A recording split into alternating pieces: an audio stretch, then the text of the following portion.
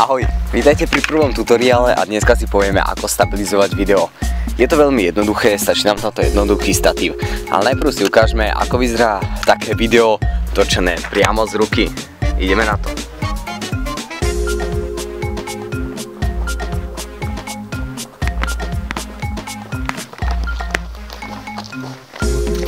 Takže video vyzerá asi takto. Ako vidíte, nie je to boh vie čo. Ale ukážeme si, ako vyzerá také video, keď ho natočíme s napnutým popruhom.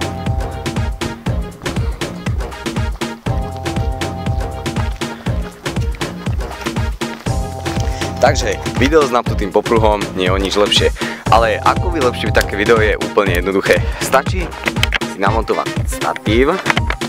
Ja mám statív úplne starý s odmontovanou jednou nohou, aby mi tam nezavadzala, ale pre účely stabilizácie videa mi stačí úplne.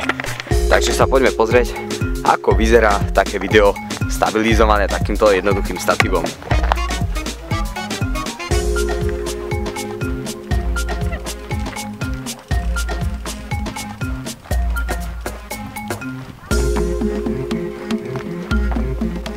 Ako vidíte, je to úplný rozdiel a jednoducho, čo stačí mať, je napnutý popruh a takto rozovretý statív a po celý čas mám trochu skrčené nohy a snažím sa došlapovať jemne, takže idem asi takto.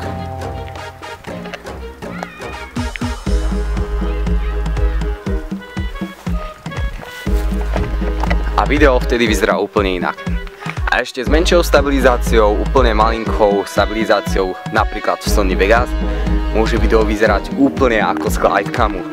Takže, ak ste začiatočník a nemáte peniaze na glidecam, môžete využiť takúto vec. A v ďalšom tutoriále si ukážeme, ako také video stabilizovať v Sony Vegas. Takže to je odo mňa asi všetko na dneska. Ak sa vám video páčilo, nezabudnite mu kliknúť tlačítko like, alebo ak máte hociakú otázku, tak dole sú komentáre a ak nás chcete podporiť ďalšie tvorbe videí, nezabudnite dať odber. To je všetko, uvidíme sa pri ďalšom tutoriále. Ahoj!